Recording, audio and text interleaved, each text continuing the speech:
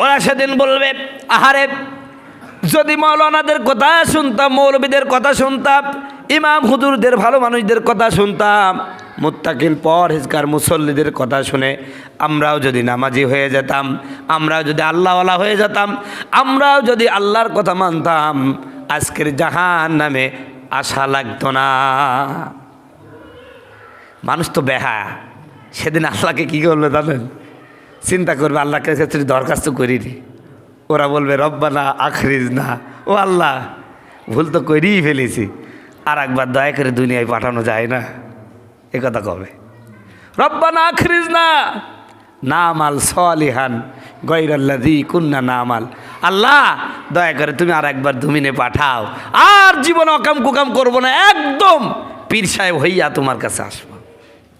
আমার আপনার জীবনে যদি আমরা এটা সঠিকভাবে অনুধাবন করতে পারি তো আমাদের জীবনের জন্য বড়ই ভালো হবে ইনশাআল্লাহ।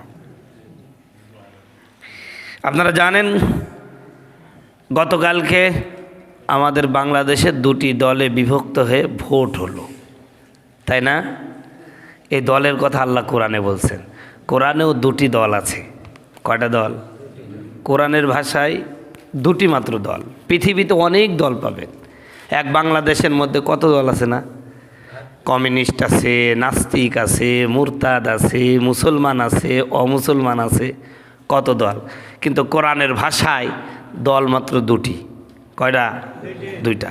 কোরআনের ভাষায় পৃথিবীতে সমস্ত মানব মণ্ডলীকে আল্লাহ পাক দুটি দলে বিভক্ত করেছেন। একটা হলো মুমিন আর একটা হলো কাফের। একটা হলো কি? মুমিন, আর একটা হলো কাফের। একটা মুসলমান আর একটা হলো অমুসলমান। কিয়ামতের ময়দানে আল্লাহ রাব্বুল আলামিন যারা মুমিন, আল্লাহর পরীক্ষায় উত্তীর্ণ হবে, তাদেরকে আমার আল্লাহ রাব্বুল আলামিন ধাক্কায়ে ধাক্কায়ে জান্নাতের মধ্যে নিয়ে যাবে, বলেন সুবহানাল্লাহ। আবার যারা কাফের তাদেরকে আল্লাহ রাব্বুল আলামিন ধাক্কায়ে ধাক্কায়ে জাহান্নামের মধ্যে নিয়ে যাবে। এখন আপনারা বলতে পারেন, হুজুর মুমিনদেরকেও ধাক্কা মেরে জান্নাতের মধ্যে নিয়ে যাবে, কাফেরদেরকেও জাহান্নামের মধ্যে ধাক্কা মেরে নিয়ে যাবে।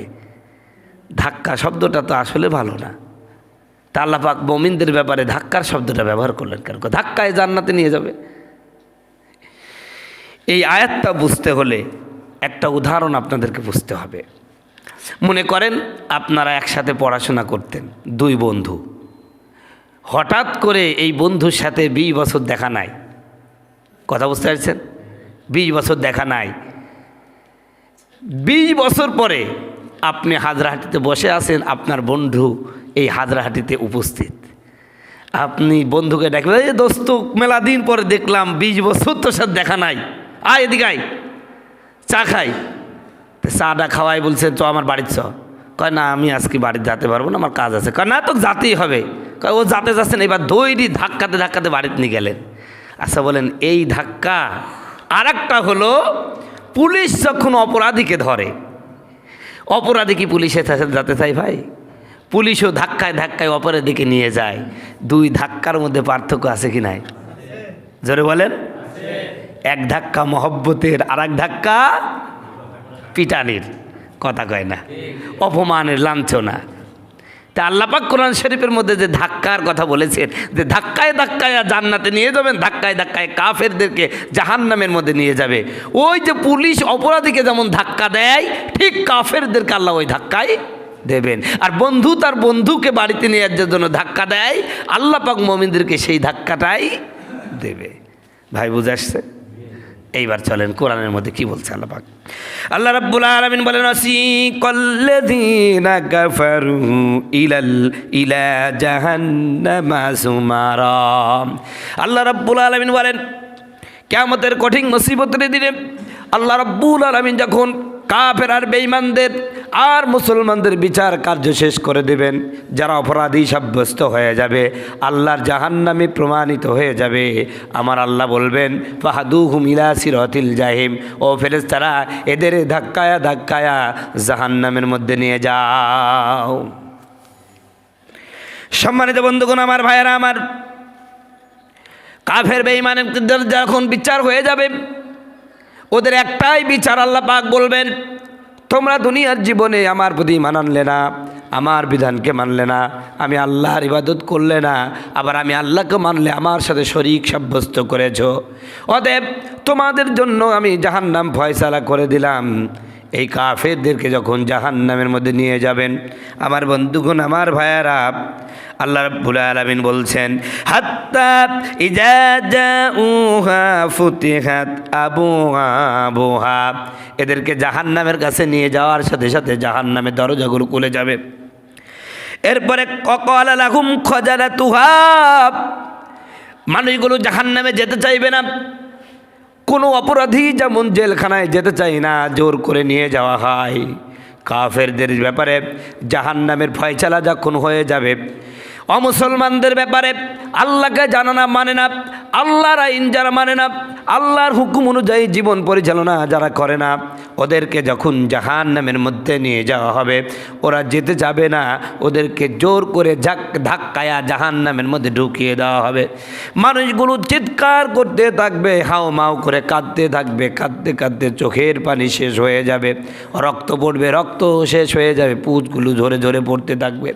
ওদের কান্না দেখে জাহান্নামের ফেরেশতা প্রহরী যিনি রয়েছেন ডাক দিয়ে বলবেন وقال لهم خزنتها ألم يأتكم رسل منكم يتلون عليكم آيات ربكم ও জাহান্নামীরা, আজ জাহান্নামের মধ্যে হাউমাউ করে কাঁদো, এত চিৎকার করে কাঁদো, তোমাদের চিৎকারের চোটে আমরা স্থির থাকতে পারছি না, এত কাঁদতেছো। তোমাদের কাছে কি কোনো নবী আর রাসূল আসে নাই?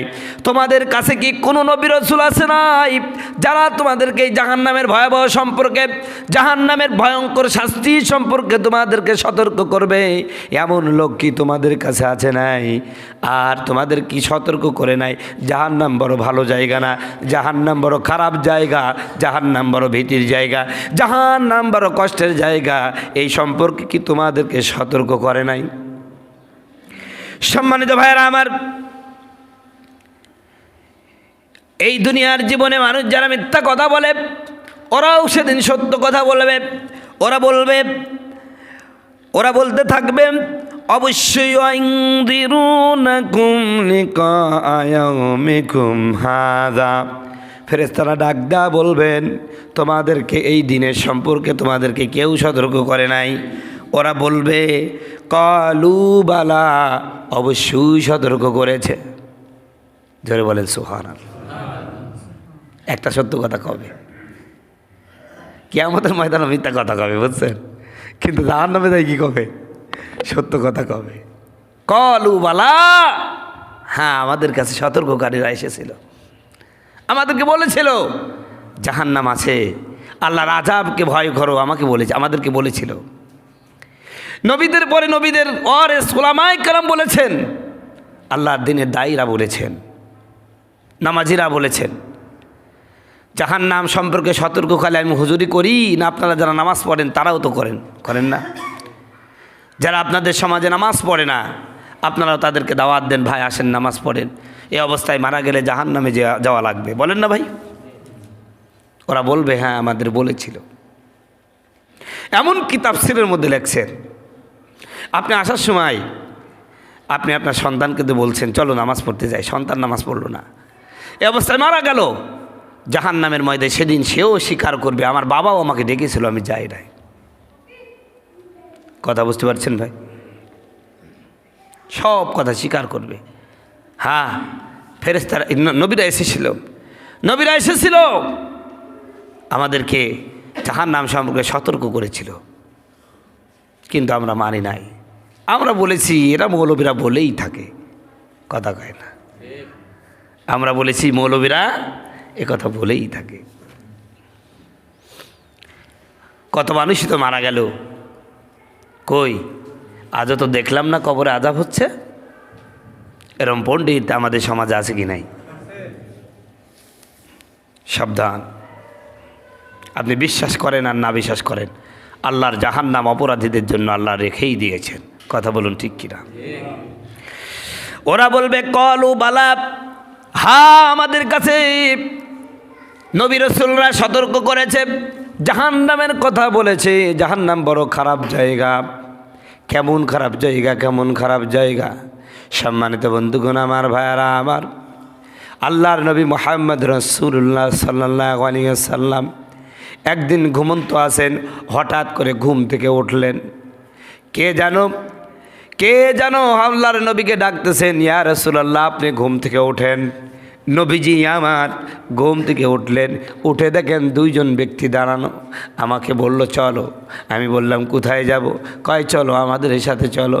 আমি যখন চলতে শুরু করলাম, দুইজন ফেরেশতা আমার দুই বাহু ধরলো। জোরে বলেন সুবহানাল্লাহ। একটা বিশাল পর্বতমালার সামনে নিয়ে গেল। বিশাল বড় পর্বত, বিশাল বড় পাহাড়। আমাকে বলা হলো, আল্লাহর নবী মুহাম্মদ রাসূলুল্লাহ এই পাহাড়ের উপরে আপনি ওঠেন, এই পাহাড়ের উপরে আপনি ওঠেন।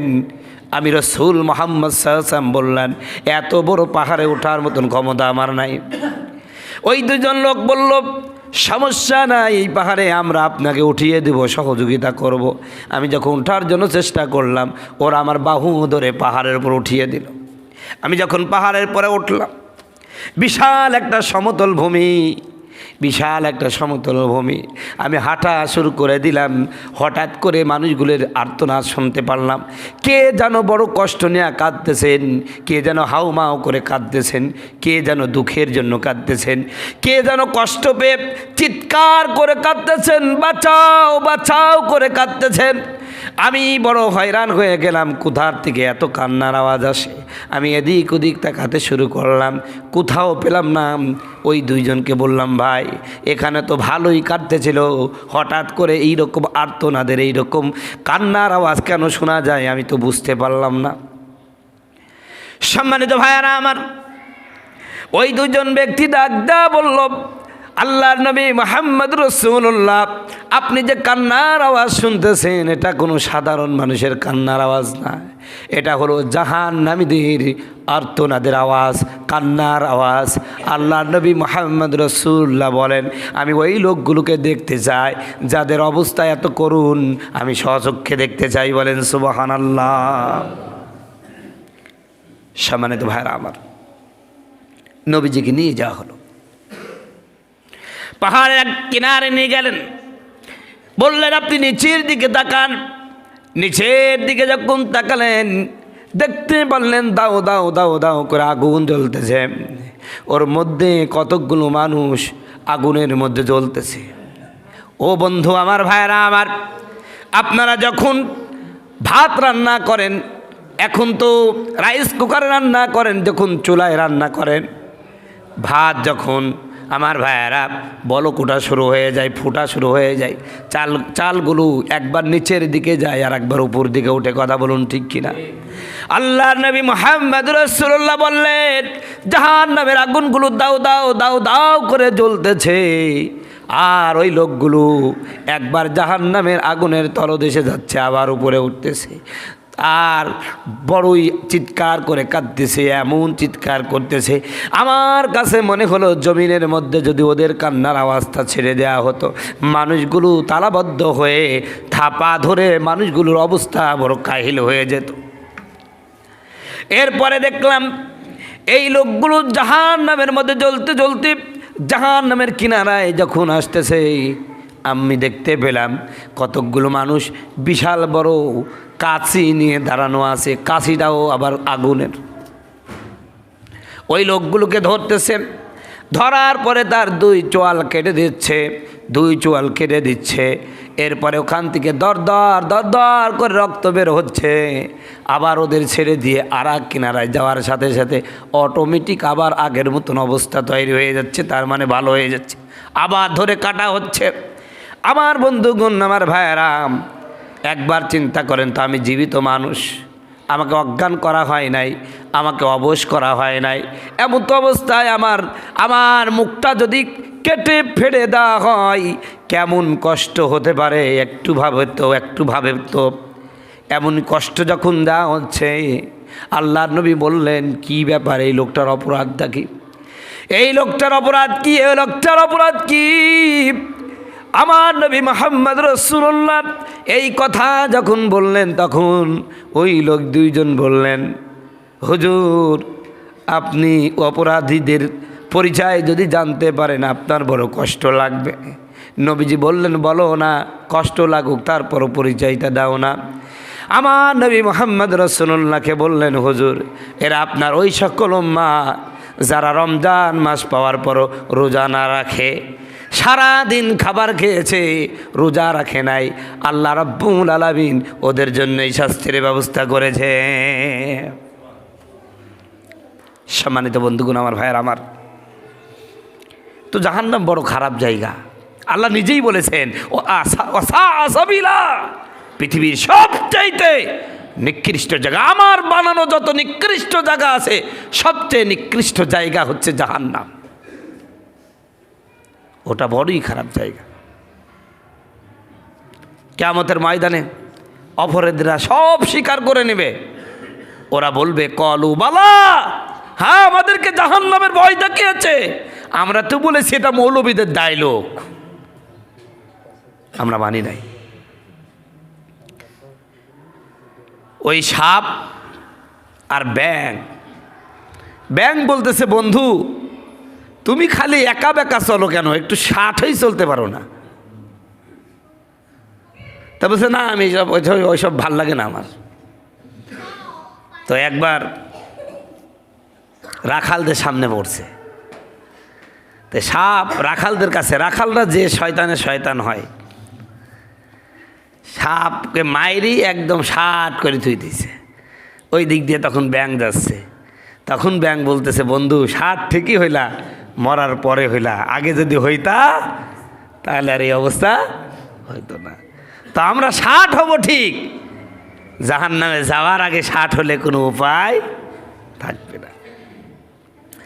আল্লাহ রাব্বুল আলামিন সূরা মুলকের মধ্যে বলেন, অকালু লাউ কুন্না নাসমাউ আও নাকিলু মা কুন্না ফি আসহাবিস সাইর। আল্লাহু আকবার।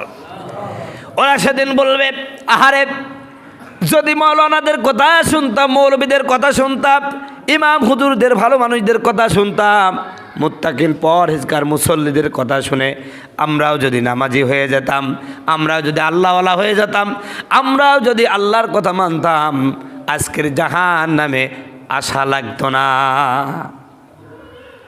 মানুষ তো বেহা, সেদিন আল্লাহকে কী করবে জানেন? চিন্তা করবে, আল্লাহকে কাছে দরখাস্ত করিনি। ওরা বলবে, রব্বানা আখরিজনা, ও আল্লাহ ভুল তো করেই ফেলেছি, আর একবার দয়া করে দুনিয়ায় পাঠানো যায় না? এ কথা কবে? রব্বানা আখরিজনা নামাল সালিহান গায়রাল্লাযী কুন্না নামাল। আল্লাহ দয়া করে তুমি আর একবার দুমিনে পাঠাও, আর জীবনে অকাম কুকাম করবো না, একদম পীর সাহেব হইয়া তোমার কাছে আসবো। আল্লাহ কি বলবে জানেন? বান্দারে, আমি তোকে 20 বছর 30 বছর 40 50 100 বছর হায়াত দিয়েছি। এই সুদীর্ঘ সময়ের মধ্যে তুমি যখন ভালো মানুষ হতে পারো নাই, এখানে আসার পর আর বেরাক যাওয়ার কোনো দরকার নাই, আর ফিরার কোনো সুযোগ নাই। সম্মানিত বন্ধুগণ, আমার ভাইয়েরা আমার, মানুষ যখন মৃত্যুবরণ করে, পরকালীন জীবনের জন্য সফর শুরু হয়ে যায়। মৃত্যুটা হলো পরকালীন জীবনের প্রথম সফর, প্রথম নাম্বার স্টেশন। এখান থেকে মৃত্যুবরণ করলেন, মৃত্যুর পরে কবরে চলে গেলেন, এটা দ্বিতীয় নাম্বার স্টেশন। তৃতীয় নাম্বার স্টেশন হলো হাসর, চতুর্থ নাম্বার স্টেশন হলো মেজান, আর পঞ্চম নাম্বার স্টেশন হবে হয়তো জান্নাত নয়তো জাহান্নাম। বিশাল লম্বা সফর।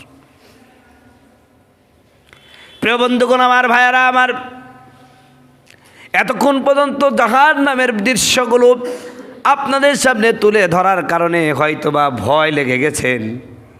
আল্লাহ পাক এই কোরআনের একটা বৈশিষ্ট্য আছে, যেখানে জাহান্নামের কথা আলোচনা করেছেন, সাথে সাথে আল্লাহর প্রিয় বান্দাদের কথাও সাথে সাথে আলোচনা করেছেন। বলেন সুবহানাল্লাহ। আল্লাহ রাব্বুল আলামিন বলেন, ওয়াসিকাল্লাযীনা তাকাউ রাব্বাহুম ইলাল জান্নাতি যুমারা।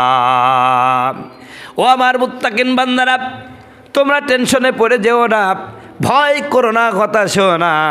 আমি আল্লাহ রাব্বুল আলামিন যারা মুত্তাকিন হবে, যারা আল্লাহকে ভয় করবে, ওদেরকে আমি ধাক্কায়া ধাক্কায়া জান্নাতের মধ্যে ঢুকায়া দিব। প্রিয় ভাইরা আমার, জাহান্নামীরা যখন জাহান্নামে গেল, জাহান্নামের প্রহরীরা তাদের সাথে কথা বলছে না? যারা জান্নাতে যাবে, আমি আপনি আমরা সবাই যেন আল্লাহর জান্নাতে যেতে পারেন, সকলে বলেন আমিন। আমরা যখন জান্নাতের মধ্যে যাব, জান্নাতেরা আমাদেরকে সর্বপ্রথম যে কথাটা বলবে, আল্লাহর কোরআনে তা রেকর্ড করেছেন। আল্লাহ বলেছেন, হাত্তা ইজা জাউহা ওয়া ফুতিহাত আবওয়াবুহা ওয়া ক্বালা লাহুম খাজানাতুহা সালামুন আলাইকুম তিবতুম ফাদখুলুহা খালিদিন। আল্লাহু আকবার।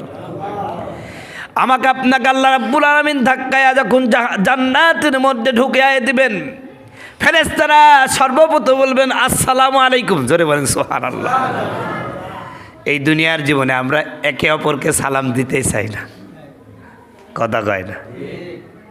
অথচ পৃথিবীতে একটা কথাই জান্নাতে যাবে, সেই কথাটা হলো সালাম। জোরে বলেন সুবহানাল্লাহ। আমি আপনি সালাম দিই, এই সালামটা কোথায় থাকবে?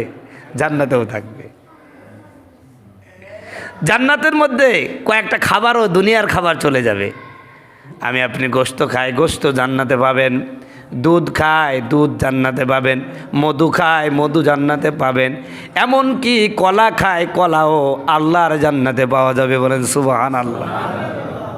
খেজুর, এটাও জান্নাতে যাবে। এই খাবারগুলো, আঙ্গুর, এটাও যাবে জান্নাতে। এই খাবারগুলো জান্নাতে পাবেন। আপনাকে এই যে দুনিয়ার যে খেজুর, এই খেজুরের মতন খেজুর দেওয়া হবে।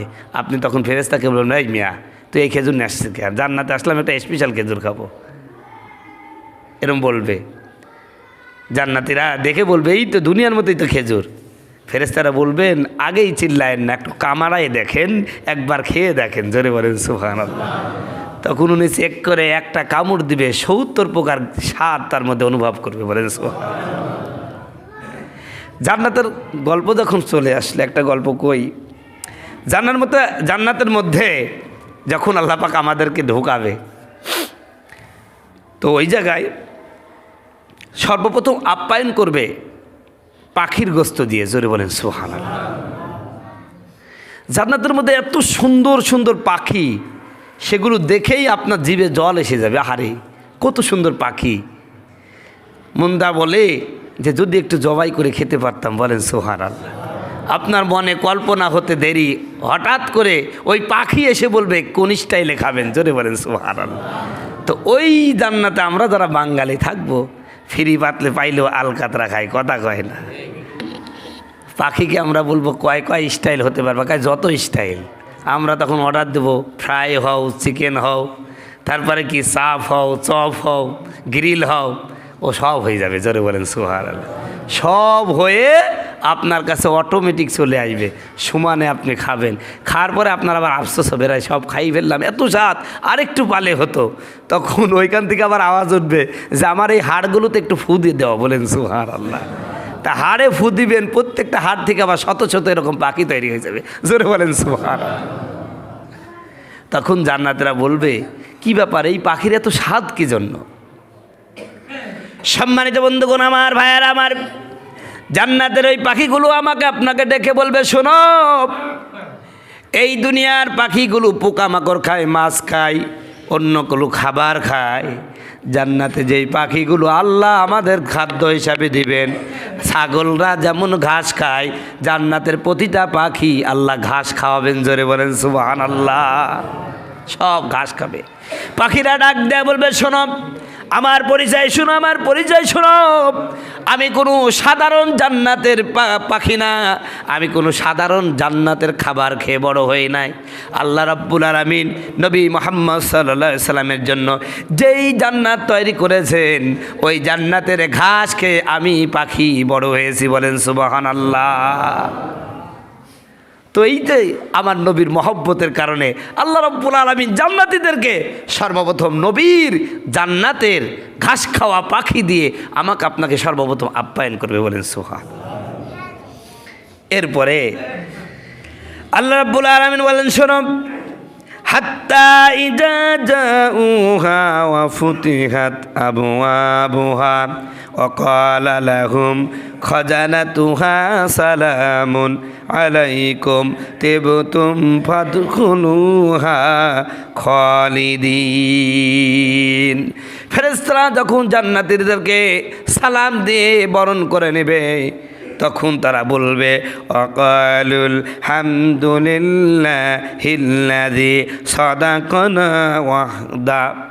ওরা তখন জান্নাতীরা খুশির চোটে আল্লাহর শুকরিয়া আদায় করে বলবে, আহারে আল্লাহ তো সঠিক ওয়াদা করেছেন। আমরা কোরআনুল কারীমের মধ্যে হাদিস শরীফে শুনেছি, আল্লাহর হুকুম যদি মানি, আল্লাহর প্রকৃত বান্দায় যদি পরিণত হয়ে যায়, আমরা যদি আল্লাহর বিধান অনুযায়ী জীবন পরিচালনা করি, আল্লাহ বলছেন জান্নাতে এই দিবেন সেই দিবেন। আসলে আমরা তো সব পেয়ে গেলাম, আল্লাহর ওয়াদা আসলেই বাস্তবায়িত হলো। জোরে বলেন সুবহানাল্লাহ। খুশিতে সবাই বলতে থাকবে, আলহামদুলিল্লাহ, ওগো আল্লাহ, তুমি আমাদেরকে যে ওয়াদা করেছিলা সেই ওয়াদা বাস্তবায়ন করেছো। এরপরে বলবে, ও আউরাতানাল আউদানা তাবাউ মিনাল জান্নাতি হাইসু নাশা। শুধু তাই নাই, ওগো আল্লাহ, তুমি জান্নাতে আমাদেরকে যা যা দেওয়ার কথা বলেছিলা সব দিলা। আর শুধু তাই নাই, জান্নাতের মালিক বানাই দেয়া দলিলটাও তুমি দিয়ে দিয়েছো। বলেন সুবহানাল্লাহ। আল্লাহ বলছেন, ফানি মাজরুল আমিলিন, ও পৃথিবীর মানুষ, আমার এই দেওয়া নিয়ামত আমার চেয়ে সুন্দর করে কেউ দিতে পারবে না। আমার চেয়ে এত সুন্দর নিয়ামত, এত সুন্দর পুরস্কার কেউ দিতে পারবে না। জোরে বলেন সুবহানাল্লাহ। আরো কথা আছে, সময় তো শেষ হয়ে যাবে। কয় মিনিট আছে? কত বাজে? তাহলে থাক, এখন শেষ করা যাবে না। তো যাই হোক, তাহলে পরকালে পৃথিবীর সমস্ত মানুষগুলোকে কয় দলে বিভক্ত করবে? জোরে বলেন, কয় দলে? একটা হলো মুমিন, আর একটা হলো কাফের, মুসলমান অমুসলমান, আর কোনো দল থাকবে না। যারা মুসলমান তারা কোথায় যাবে? আর যারা কাফের তারা কোথায় যাবে? জাহান্নামে। এর ব্যাপারে কম্প্রোমাইজ হবে? হবে না, কোনো কম্প্রোমাইজ নাই। আল্লাহর বিধান মানবেন, আল্লাহর জান্নাতে যাবেন। জান্নাতে যাওয়ার একমাত্র পন্থা হলো মুসলমান হওয়া। মুসলমান ছাড়া আল্লাহর জান্নাতে কেউই যাবে না। স্বর্গে মর্গে যেতে পারে, কিন্তু জান্নাতে যাওয়া সম্ভব না, ঠিক কি না? তো আল্লাহ সুবহানাহু ওয়া তাআলা আমাদেরকে কথাগুলো বুঝে, সামনে রমজান মাস আসতেছে নাকি? রমজানের ধারাবাহিক আলোচনা আগামী জুমা থেকে হবে। মোটামুটি আগামী বৃহস্পতিবারে একটা রোজা হয়ে যাবে। এজন্য রোজা না রাখলে কিভাবে যে আল্লাহ বোঝা মারবে, কথা কইছে না, বললাম না? বুঝতে পারিছেন তো?